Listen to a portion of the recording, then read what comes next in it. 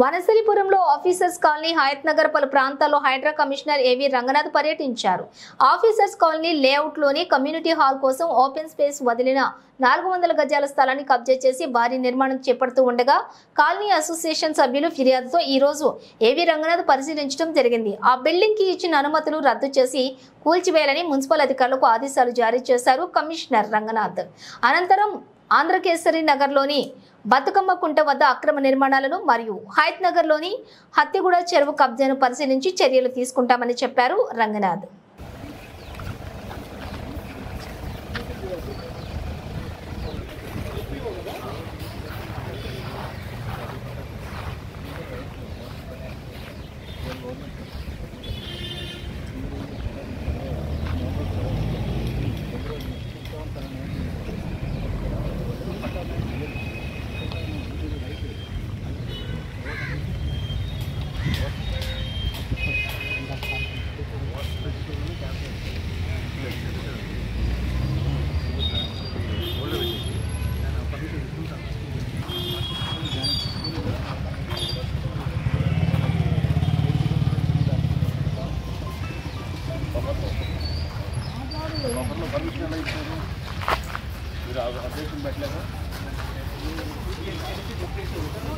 అలాగే మీరు బఫర్లో ఉన్నప్పుడు మీరు ఎన్ఓసి తీసుకోవాలి కదా.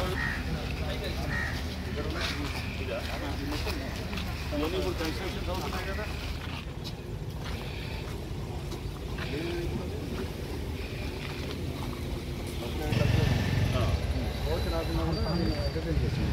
మళ్ళీ కూడా సార్ ఇది 234 సార్ అన్నమాట సార్. 234 ఇది జెడ్పీ రోడ్ సార్. ఈ జెడ్పీ రోడ్ వెంబడి 400 ఫీట్లు ఉందా లేదు ఇక్కడ. ఇక్కడే స్టాప్ చేసి మొత్తం మెయిన్ రోడ్ మొత్తం ఇంక్లోజ్ చేసాం.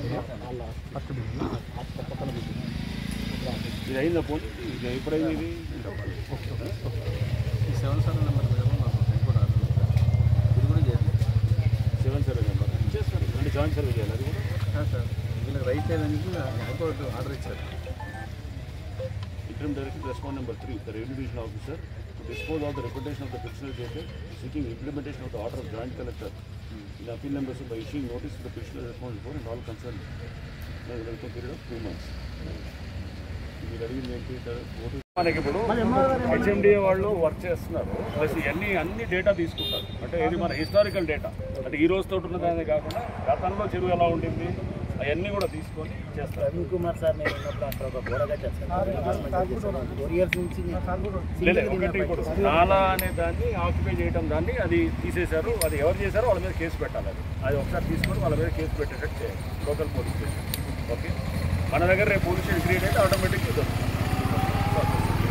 బట్ నెక్స్ట్ రెండోది ఏంటంటే ఇది చెరువు ఇది బఫర్లో ఉందా ఎఫ్టీఎల్లో ఉందా ఇదంతా అనేది ఎక్కడ దాకా ఉందనేది మనం డిసైడ్ చేయటం. ఇదేం చెరువు అన్నది అతిగూడ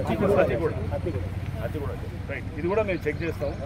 చెక్ చేసి దాని మీద వచ్చినటువంటి ఈ డిఫరెన్సెస్, అంటే ఒకళ్ళు ఏమో కాదంటారు, ఒకళ్ళు ఉందంటున్నారు, ఇదంతా ఉంది కదా, దాన్ని ఫ్రీజ్ చేస్తాం. కరెక్ట్గా ఏందనేది మేము అందరితో కూర్చొని ఒకసారి ఇరిగేషన్ తప్పకుండా ఇది ఇప్పుడు ప్రతి దగ్గర చేస్తున్నారు. అంటే మేమే కాదు, హెచ్ఎండిఏ చేస్తున్నారు. ఆ పనికి ఫ్రీజ్ చేస్తారు. ఇరిగేషన్ వాళ్ళు కూడా కూర్చుంటున్నారు. అందరు డిపార్ట్మెంట్స్ పైన యొక్క వాటర్ మొత్తం కూడా ఇక్కడ ఆగిపోతుంది సార్. ఇది బంద్ అవుతుంది. వీళ్ళు ఎవరో వచ్చి మట్టి పోస్తున్నారు సార్. వాళ్ళు మా ప్లాట్లు అంటారు. మేము వాళ్ళని కూడా ఏమంటున్నాం, వాళ్ళకి అసలు ఎవరు అమ్మినారు ఇది ఎవరు డీటెయిల్స్ ఒకసారి తీసుకోండి. ఇది మీరు సతీష్ ఈ ప్లాట్లు ఎవరున్నారో అసలు ఎవరికి దీని పాత హిస్టరీకి వెళ్ళేసి అసలు ఎక్కడ ఉంది దీని అనేది ఒకసారి తీస్తాం. మనం ఈ ప్లాట్లు ఎట్లా వీళ్ళకి పాత లింక్ డాక్యుమెంట్స్ తీసుకోవాలి. తీసుకొని అసలు వీళ్ళకి ఎక్కడ చూపిస్తారు ఈ లేఅవుట్కి అది ఒకసారి ఏది ఉంటే దాన్ని ఒకసారి ఏంది అనేది ఒకసారి చెక్ చేస్తాం. చెక్ చేసి అంతా వెరిఫై చేయాలి. మనం 8th month 2023లో ఇది కొత్తగా మార్చారు. మళ్ళీ ఇప్పుడు మీరు ఇప్పుడే కదా మనకి నోటీస్ వచ్చింది. ఇది కాదనేది ఒకసారి మనం డీటెయిల్గా ఎంక్వైరీ చేయాల్సి వస్తుంది. ఎంక్వైరీ చేద్దాము. తీసుకొని ఇది మీరు మళ్ళీ నాకు ఒక 10-15 రోజుల తర్వాత మీరు నాకు మీరమ్మా మీరు థ్యాంక్ యూ. ఇది నాది కాదని వాళ్ళు కాదని నాది. అంటే మీకు ఇవన్నీ చేస్తారు కాబట్టి నాలేదు సార్. కట్టనేమో మెట్టుకు వస్తుంది, ఎఫ్టీఎల్ ఏమో అసలు రెస్పాన్సిబిలిటీ అనేది లేకపోవడంతో తీసుకున్నది ఇలా పాత్ర ఉన్నది మాకు అనిపిస్తుంది. పాతదాన్ని అసలు అన్నం ఇది పనికి రాదని చెప్తారు. మరి పనికి రానప్పుడు ఆఫీసర్ ఎట్లా ఆయనని మరి సస్పెండ్ చేయాలని నేను అడిగినాను. పాత ఆఫీసర్ సంతకాలతో చిన్న మైనర్ ప్రాబ్లమ్స్ ఉన్నాయని అందులో రాశాను. పాత రికార్డ్స్ ఉన్నాయి కదా మేడం, ఏం రాశారు? అలాగే పాత ఎప్పుడన్నా ఆల్రెడీ వేసారు సార్ కూడా ఇది కాదని అంటారు 1 2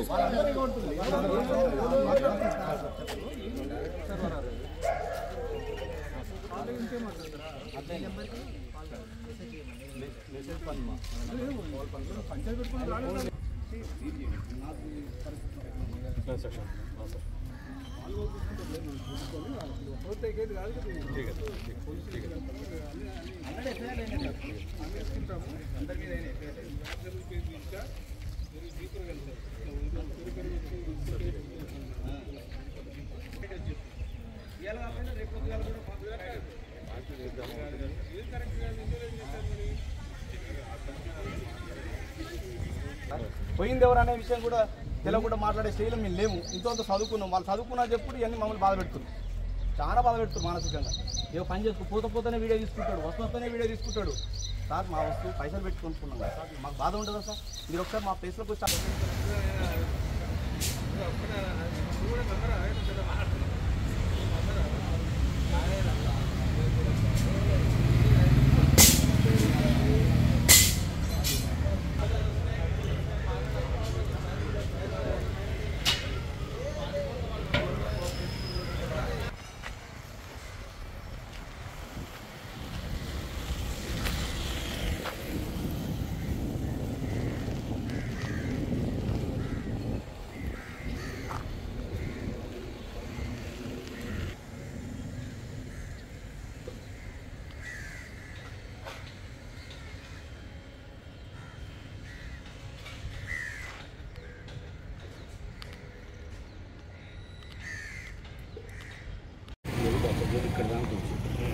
చెరువు నుంచి మంచి అక్కడ ఈ కాలం లక్ష్మీభవన్ కాలంలో పర్మిషన్ ఇస్తుంది.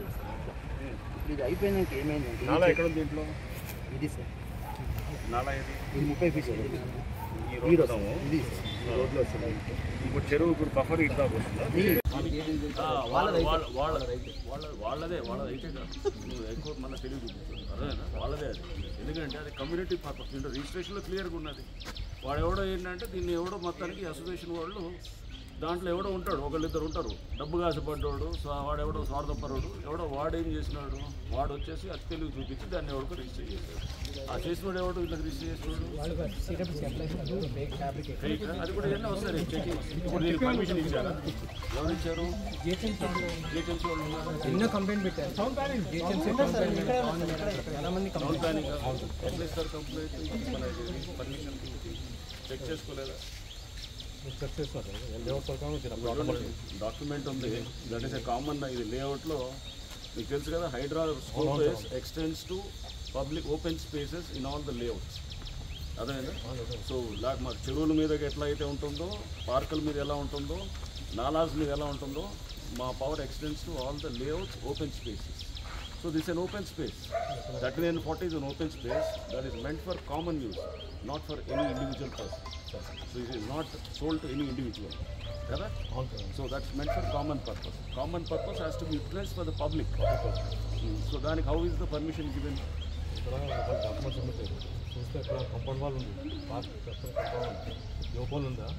When somebody has objected, it is your responsibility to inquire. మీరు చేయాలి కదా. ఇప్పుడు వేరే నిన్న కాదు, ఇప్పుడు ఎన్ని కంప్లైంట్స్ ఇచ్చాను? 19 లాస్ట్ ఇయర్. ఇమీడియట్గా మీరు ఇది పెట్టి మీరు చేసి ఇది పర్మిషన్ ఎవరు ఇచ్చారు? ఎప్పుడు ఇచ్చారు?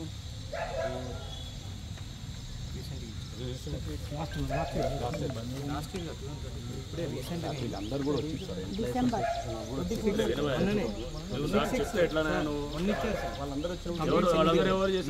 వాళ్ళందరూ అమ్మినా కానీ చెల్లదు. అది కూడా చెప్తున్నా నీకు. వాళ్ళందరూ అమ్మితే అందరూ పోతారు లోపలికి. మేము కూడా వాళ్ళని ఏమంటలేదు. ఇది ఇప్పుడు సొసైటీ అనేది అందరికి రిప్రజెంటేటివ్ తప్ప కానీ సొసైటీ ఆస్తి కాదు. ఒకసారి ఓపెన్ స్పేస్ అన్న తర్వాత అది ప్రభుత్వ ఆస్తి అవుతుంది. అర్థమైందా? ఓపెన్ స్పేస్ ఏంటో కనుక వీళ్ళ సొంత జాగిరి కాదు ఇది అమ్మనీకి. మేము కూడా కొన్ని క్లియర్గా ఉండాలి. నువ్వు బాధితుడువా కుమ్మక్కైనవా లేదా ఏదో నాకు తెలియదు, కానీ నువ్వు బాధితుడు అయితే వాళ్ళని అడుగు, వాళ్ళ మీద రేపు అదే చెప్తున్నారు. రేపు మీ మీద ఉంటుంది కేసు, వాళ్ళ మీద ఉంటుంది. ఆల్రెడీ ఎఫ్ఐఆర్ అయినాయి సార్, 2 ఎఫ్ఐఆర్ అయినాయి. ఎవరి మీద అయినాయి? వీళ్ళ మీద అయినాయి, అందరి మీద. వాళ్ళ మీద కాదు, నీ మీద అయితే వాళ్ళ మీద అయినాయి. ఫస్ట్ మా మీద పెట్టిరు, తర్వాత ఇప్పుడు అసలు ఎంక్వైరీ చేసి ప్రభుత్వ ఆస్తిని, అందరికి సంబంధించిన ఆస్తిని ఎవడికి వాడు ఇట్లా ఏంటంటే లేఅవుట్లో ఉన్న దాన్ని అసోసియేషన్ ఎవడన్నా చేస్తుంటే కనుక అసోసియేషన్ అమ్మిన వాళ్ళందరూ బుక్ అవుతారు, వాళ్ళందరూ బుక్ అవుతారు, కొన్నోడు కూడా బుక్ అవుతాడు. పర్మిషన్ ఇచ్చిన వాళ్ళు కనుక క్యాన్సిల్ చేయకపోతే కనుక వాళ్ళు కూడా అవుతారు.